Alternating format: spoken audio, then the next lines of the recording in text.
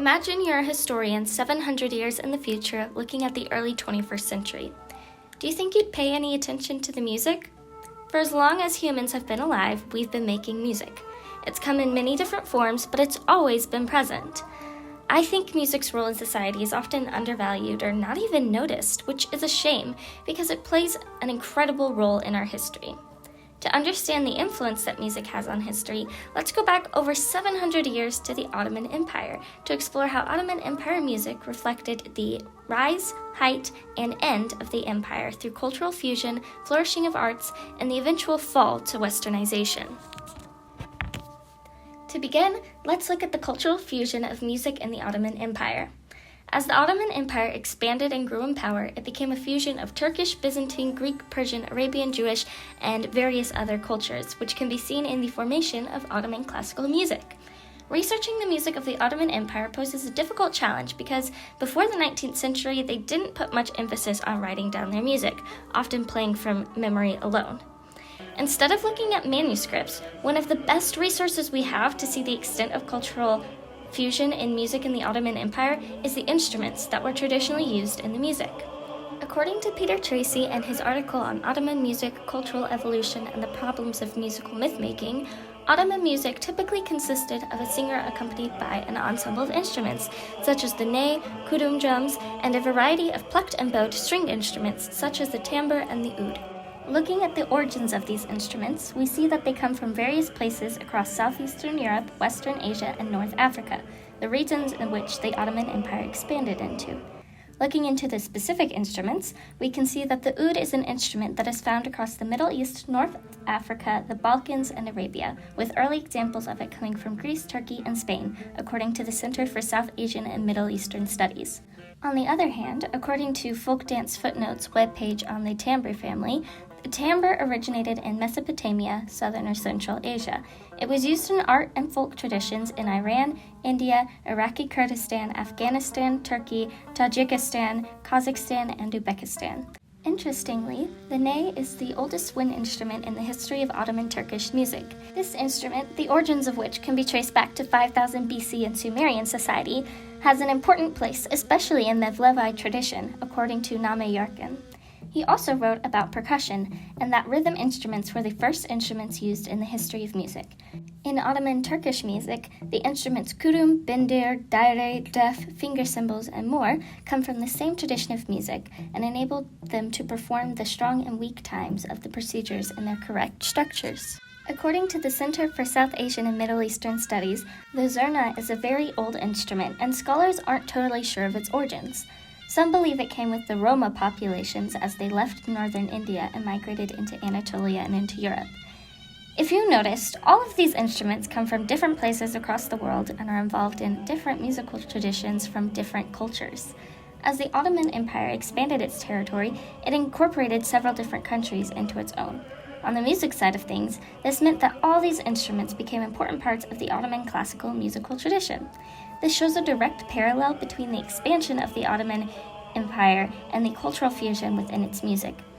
Moving on from the instruments, let's talk a little bit about the musicians, composers, and form of Ottoman classical music. The structure of Ottoman Empire music was pretty strict and very detailed, which gave it its distinct sound. For now, though, we'll just go over a simplified version of the structure.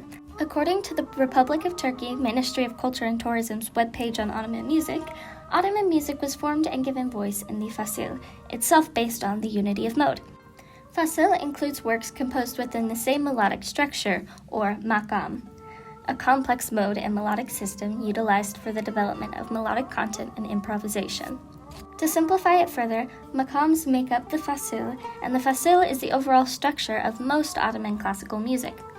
Makams were very important to Ottoman classical music, and according to an article on Ottoman music, Ottomans relied on Arabic and Persian words to name their invented makams, usuls, or rhythms, and instruments.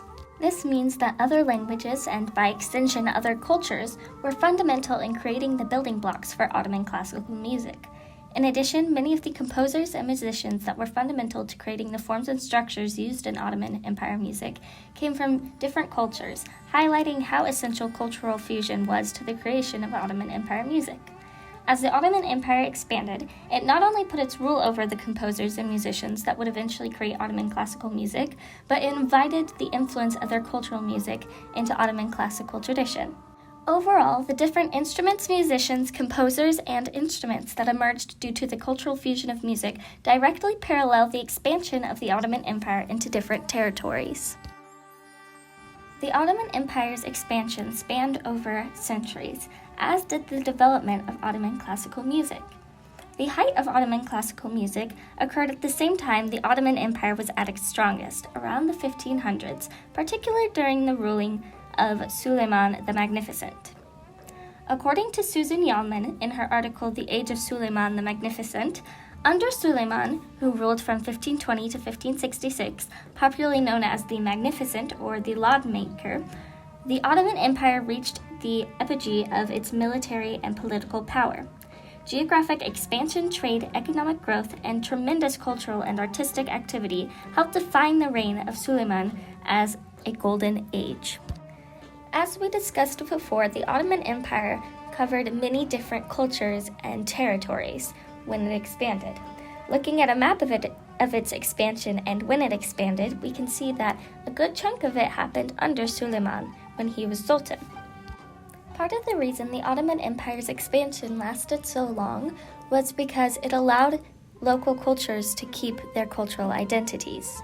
According to Ersu Pekin's Music at the Ottoman Court, the music of the 15th and 16th centuries, part of which was under Suleiman's rule as Sultan, helped cultures keep their traditions while also merging them together to create traditions such as Ottoman classical music. These traditions helped keep the empire unified despite differing cultures, and under Suleiman, the arts and culture of the Ottoman Empire thrived. Not only did Suleiman lead the empire in a period of stability, but he was also a great patron of the arts. Many art pieces from the 16th century depicted musicians playing for important events and festivities in the court, and many sources record the musicians, composers, and instrument craftsmen being employed daily by the Sultan and nobles of the time. This alignment of the height of the Ottoman Empire under Suleiman the Magnificent and the height of Ottoman classical music highlights an interesting symbiotic relationship. The court provided for composers and musicians, paying them to create and perform their music, as well as sharing it across the empire. In turn, Ottoman classical music helped stabilize and unify the empire, keeping it flourishing. In doing so, the music not only parallels history, but in fact helped drive it. However, even the most prosperous relationship can still have its weaknesses. In the case of the Ottoman Empire and its music, one of its major weaknesses ended up being westernization. The Ottoman Empire began to decline in the 18th century and fell in the early 20th century. At the same time in history, we see the Western powers in Europe gaining and holding influence. It's not a coincidence that around this time, Ottoman classical music began to get written down more, as did the theory. According to the relationship between art and politics in the 19th century Ottoman Empire, Rauf Yekta made the first efforts to construct a European-style scientific and modern theory for Ottoman music. Later on, Sufi Ezgi adapted various aspects of Western music theory to Turkish music and, quote, recomposed some of the classical works, claiming that he had repaired them. Then, Saadettin Arel became known as the sole founder of, quote, modern Turkish music theory, which at this point had been deeply westernized. As Ezgi said, I say with deep regret that Turkish music, which has a wide scientific field, a wide range of maqams and meters, is dead. The beginning of the end for Ottoman classical music started with national anthems of all things. Modern anthems first appeared when westernization movements began and changes to the state to westernize the Ottoman Empire started. These Western-style compositions, particularly national anthems, were played with Western instruments. Western influences started to embed themselves in Ottoman culture, changing the music farther as the Ottoman Empire got weaker. According to the relationship between arts and politics in the 19th century Ottoman Empire, during this process, the changes in the military, legal, financial, administrative, and social spheres also caused changes in the public representation of the state.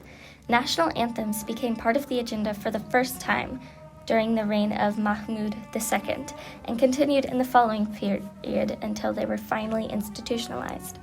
The practice continued for the next 91 years until the Ottoman Empire finally collapsed. By the time the Ottoman Empire officially fell, Ottoman classical music had fallen out of grace, now seen as being backwards, just like the empire it originated in. It's an almost ironic twist of events. After all, when the Ottoman Empire was at its height under Suleiman, the Western cultures wanted to emulate the Ottoman Empire, their music, their tradition, their art. In doing so, they expanded and discovered the New World, which brought them resources that let them surpass the Ottoman Empire in prosperity. And with that, the tables flipped, and suddenly the Ottoman Empire wanted to be more like the Western cultures. This shift in power happened across the 18th century and into the early 20th century. And as the Ottoman Empire fell to Westernization, Ottoman classical music was shunned in favor of Westernized music. And so, Ottoman classical music followed the journey of the empire it came from to the very end. Music in the Ottoman Empire was rich with cultural significance, and it both rose to greatness and fell from it, paralleling the rise and decline of the Ottoman Empire through the cultural fusion, flourishing of form, and eventual Westernization. However, Ottoman music branched off from the history of its empire in one small yet powerful way. It lived on. Even through Westernization and the collapse of the Ottoman Empire, the music and its history remains still today, helping tell the stories of the Ottoman Empire 700 years ago. The thing is, the parallels between the Ottoman Empire and its music were no coincidence. They were a pattern that has repeated itself time and time again throughout history, and still repeats itself today. At the beginning of this, I asked if you were a historian 700 years in the future studying the history of the 21st century, if you would pay any attention to the music. And I hope you would. I hope that as a society we begin to recognize that music isn't just impacted by history, it influences it. So, the next time you hear a piece of music, I encourage you to think about the social and historical significance it holds. Ask yourself what story it tells.